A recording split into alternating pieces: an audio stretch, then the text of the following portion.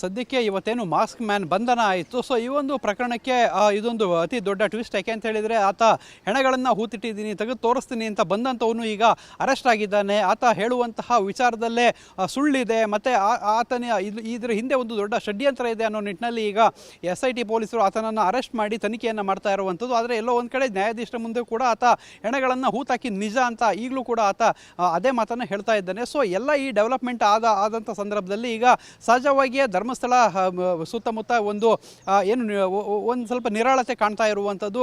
So ಇವತ್ತು ಕೂಡ ಅಂದರೆ ಧರ್ಮಾಧಿಕಾರಿ ಡಾಕ್ಟರ್ ವೀರೇಂದ್ರ ಹೆಗ್ಡೆ ಅವರು ಕೂಡ ಆ ಒಂದು ಕೆಲವೊಂದು ಜನರೆಲ್ಲ ಅವ್ರನ್ನ ಭೇಟಿ ಮಾಡೋಕ್ಕೆ ಬಂದಿದ್ದರು. ಆ ಸಂದರ್ಭದಲ್ಲಿ ಆಡಿದಂತಹ ಮಾತುಗಳಿವು. ಅಂದರೆ ಸದ್ಯಕ್ಕೆ ಈ ಬಗ್ಗೆ ಜಾಸ್ತಿ ಏನು ಮಾತಾಡಲ್ಲ, ಆದರೆ ಸತ್ಯ ಈ ರೀತಿ ಒಂದೊಂದಾಗಿ ಹೊರ ಬರ್ತಾ ಇದೆ ಅನ್ನೋ ನಿಟ್ಟಿನಲ್ಲಿ ಅವರು ಮಾತಾಡಿದ್ದಾರೆ. ಇನ್ನೂ ಕೂಡ ಎಲ್ಲ ವಿಚಾರಗಳು ಕೂಡ ಗೊತ್ತಾಗುತ್ತೆ ಅನ್ನೋ ಭರವಸೆಯನ್ನು ಅವರು ಆ ಒಂದು ಮಾತುಕತೆಯಲ್ಲಿ ತುಳುವಿನಲ್ಲಿ ಮಾತಾಡ್ತಾ ಅದೊಂದು ವ್ಯಕ್ತಪಡಿಸಿರುವಂಥದ್ದು. ಸೊ ಇದು ಒಂದು ಕಡೆ. ಆದರೆ ಇನ್ನೊಂದು ಕಡೆ SIT ಈಗ ಇವತ್ತಿನಿಂದ 10 ದಿನಗಳ ಕಾಲ ಈ ಒಂದು mask man Chennayya alias mask man ಏನಿದ್ದಾನೆ ಆತನನ್ನು ಈಗ ವಶಕ್ಕೆ ಪಡೆದಿರುವಂಥದ್ದು.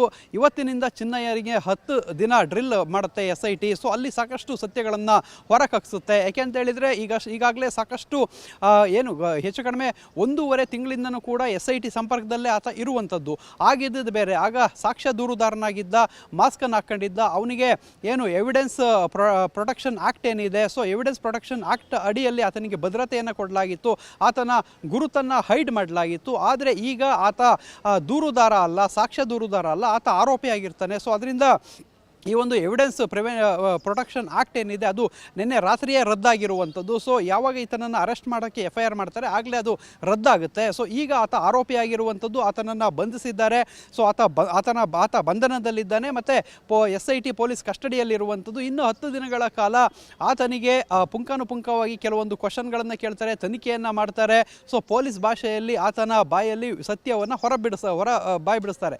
ಸೊ ಇಲ್ಲಿ ಆತ ಸಾಕಷ್ಟು ವಿಚಾರಗಳನ್ನು ಹೊರ ಹೇಳುವಂಥ ಸಾಧ್ಯತೆಗಳಿದೆ. ಸಾಕಷ್ಟು ಜನರ ಹೆಸರುಗಳನ್ನು ಈಗಾಗಲೇ ಹೇಳಿದ್ದಾನೆ ಅನ್ನೋ ಮಾಹಿತಿ ಕೂಡ ಸಿಕ್ಕಿರುವಂಥದ್ದು. ಅದನ್ನ ಇನ್ ಡೀಟೇಲ್ ಆಗಿ ಅವರಿಗೂ ಇವನಿಗೂ ಏನು ಸಂಪರ್ಕ, ಯಾರು ಸಂಪರ್ಕ ಮಾಡಿಕೊಟ್ರು, ಎಲ್ಲಿಂದ ಎಲ್ಲಿಗೆ ಹೋದರು, ಬುರುಡೆನ ತಂದುಕೊಟ್ಟಿದ್ದ್ಯಾರು, ಮತ್ತು ಬುರುಡೆಯ ಕತೆ ಕಟ್ಟಿದ್ದ್ಯಾರು, ಈ ಹಿಂದೆ ಇದ್ದಂತಹ ಮಾಸ್ಟರ್ ಪ್ಲ್ಯಾನ್ನ ಸೂತ್ರಧಾರ ಯಾರು, ಈ ಎಲ್ಲ ಒಂದು ವಿಚಾರಗಳು ಇನ್ ಡೀಟೇಲ್ ಆಗಿ ತನಿಖೆಯಲ್ಲಿ ಬರುತ್ತೆ. ಅದನ್ನು ಆನ್ ರೆಕಾರ್ಡ್ ಆಗಿ ಅದನ್ನು ತಯಾರು ಮಾಡ್ತಾರೆ. ಅದನ್ನೆಲ್ಲ ಕೋರ್ಟಿಗೆ ನೆಕ್ಸ್ಟ್ ಚಾರ್ಜ್ ಶೀಟ್ ಹಂತದಲ್ಲಿ ಅದನ್ನು ಸಬ್ಮಿಟ್ ಮಾಡಬೇಕಾಗಿರುತ್ತೆ. ಸೊ ಅದಕ್ಕೋಸ್ಕರ ಎಲ್ಲವನ್ನು ಕೂಡ ಈಗ ಎಲ್ಲೂ ಕೂಡ ಈ ಒಂದು ತನಿಖೆಯಲ್ಲಿ ಯಾವುದೂ ಕೂಡ ಲ್ಯಾಪ್ಸ್ ಆಗದಂತೆ ಮಾಡಬೇಕು ಅನ್ನೋ ನಿಟ್ಟಿನಲ್ಲಿ 10 ದಿನಗಳ ಕಾಲ ಈ ಒಂದು ಯಾರು ಮಾಸ್ಕ್ ಮ್ಯಾನ್ ಏನಿದ್ದ ಚಿನ್ನಯ್ಯ ಆತನನ್ನು ಈಗ ತಮ್ಮ ಕಸ್ಟಡಿಗೆ ಪಡೆದಿರುವಂಥದ್ದು.